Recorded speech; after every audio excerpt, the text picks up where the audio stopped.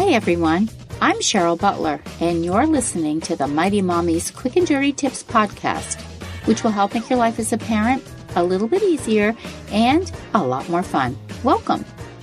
Today's episode is number 477, 5 Bad Parenting Habits to Let Go of Now, because our kids soak in everything we say and do, even when you don't realize it. From the very first day that I became a parent, not only did I want the moon and the stars for my child, I wanted something equally as important, to be a wonderful role model. When my kids were infants, I didn't worry too much that they'd pick up on any of my bad habits. Chewing ice, walking at warp speed, nearly knocking things, including people over, just to be efficient, cracking my knuckles and toes when I was nervous, or eating food off of other people's plates. But as they became toddlers and started talking and imitating, I began to realize that my precious little ones were not only my offspring, they were also porous sponges that soaked everything in, good and bad, and had the memories of elephants, never forgetting anything that they saw and heard. I've been doing this mom thing for nearly 25 years now, and can truthfully admit a thing or two about what I'm proud to have done while raising my 8 kids and what I have since learned, the hard way, that I should have paid more attention to.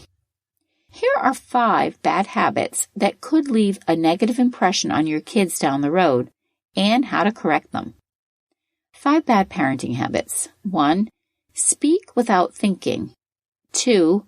Not being on time. 3. Negative self-talk. 4. Neglecting self-care. And 5. Disorganization. Here are each in more detail. Number 1. Speak without thinking.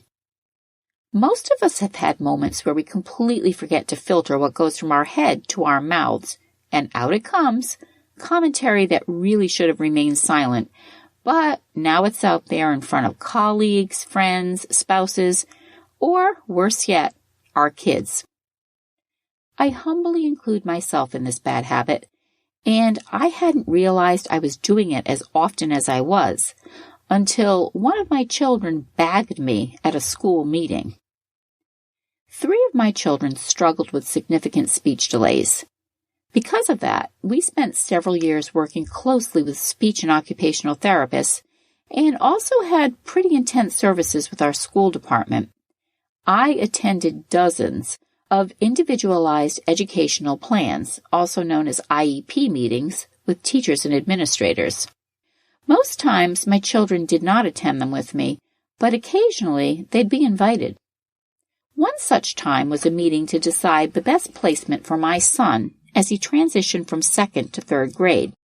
There were 2 choices for teachers who both had tremendously different teaching styles. I was completely prepared to give my perspective on which classroom I thought he would best thrive in, but my son beat me to the chase. "There's no way you're putting me in Mrs. Smith's class. She's a real witch, and the year will be a complete disaster." Ouch! Out of the mouths of babes, and one with a speech delay nonetheless. That was a good 15 years ago, and I still remember how mortified I felt, because it was quite obvious my son was parroting exactly what I had said mindlessly while he was in earshot. Lee J. Colin, Ph.D., and a consultant and best-selling author, has a remedy for those of us who blurt things out unintentionally. In 5 simple questions to ask before you speak, he recommends the following strategy. Before you speak, think, and ask these simple questions. The T, is it true? H, is it helpful? I, is it inspiring? N, is it necessary? And K, is it kind? I've tried to be very mindful of what I say aloud in front of my kids and others in general ever since that incident at my son's IEP meeting.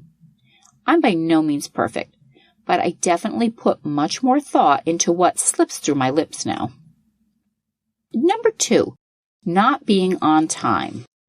This is one of those bad habits I had been guilty of more than any others, consistently being 10 to 15 minutes late to nearly everything, including pediatrician appointments, pickups from practices, dates with friends, and sadly, even funerals. I could have easily blamed it on the logistics of constantly scurrying from behind because I had 8 young kids and primarily took care of them myself, but truthfully, it wasn't them. It was me and how I managed my time. I was always telling myself I had time for just one more quick project before I headed to the car, like throwing in a load of laundry or paying just one bill so I could get it out in today's mail. Although I knew exactly what my timetable should have been to leave my home and arrive at my destination on time, I had rose-colored glasses on that made me believe I could be a little bit more productive, yet still be on time, as though time would stand still just for me alone.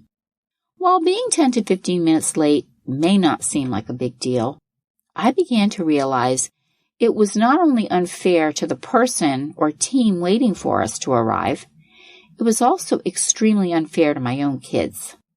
I learned that they secretly resented my tardiness because it made them feel forgotten and undervalued. One of my daughters actually felt like she had to make excuses for me because we were always late to softball practice. It seemed harmless at the time, but her coach later told me that her teammates always referred to our comings and goings as being on Butler time. When I heard that, I decided I had to get my act together and stop getting my family to our destinations late. In How to Stop Being Late to Everything All the Time, I'm what's known as the underestimator, which is explained as a well-intentioned person who occupies an alternate reality where time has no meaning. Like I said before, I always felt I could sneak one more item in for my to-do list before walking out the door. The solution for people who mismanage their time like I did was to actually time some of the projects that they tackled to see truthfully how many minutes or hours truly were spent completing the task. Productivity expert Julie Morgenstern, author of Time Management from the Inside Out, says underestimators are afraid to find out that they can't do everything, or they obsess over and take too long to do other things. Bingo! Morgenstern had me completely pegged. Because I had a large family, I felt the need to prove I could keep up with everything, no matter what. Her solution was to time the projects that continuously make you late on 3 separate occasions, and then apply one of Morgenstern's 4 Ds to each one. Delete. If it's unimportant or unfeasible, you might choose not to do it at all. Delay. Reschedule your task for a more appropriate time. Diminish. Create a shortcut like breaking a big project into parts and dedicating just 1 hour a day to it. Or delegate. Give all or part of your task to somebody else. This eye-opening exercise allowed me to be realistic about what I could accomplish in front of my schedules to actually get out the door on time. Number 3, negative self-talk. When we go about our busy lives each day, so often we easily go through the motions and don't even realize we're creating negative scenarios because our routines and habits, they become so rote. For many years, when my kids were really young, I probably isolated myself from friends and family more than I should have because, quite honestly, it took a lot of physical and mental ability to get myself and my growing family out and about when it was just me doing the preparations. During these hectic years, I didn't have a lot of adult conversation happening in my life, and without even realizing it, I began to have many discussions with myself. On a good day, this was just fine, but there were plenty of days when things were chaotic, cranky, and truthfully, just plain difficult. When stretches like that occurred, my inner dialogue was not very positive. And although it was just me, myself, and I'm sure my kids could sense that I was not in a very good place emotionally. I recall one of my go-to statements when I did something hastily or by mistake. That was stupid, Cheryl. Talk about teaching your child how to be hard on himself. My husband overheard me and reminded me that we had little ears listening. As in my first tip about speaking without thinking, negative self-talk is detrimental to not only you, but to your family as well. I soon eliminated the word stupid from my entire vocabulary, and instead I replaced it with the word silly. In my podcast episode, Busy Parent, 6 Ways to Maintain Healthy Self-Esteem, nixing negative self-talk is a part of the mix. Much of our thinking is so automatic and happening so rapidly that we barely notice it before we move on to the next thought.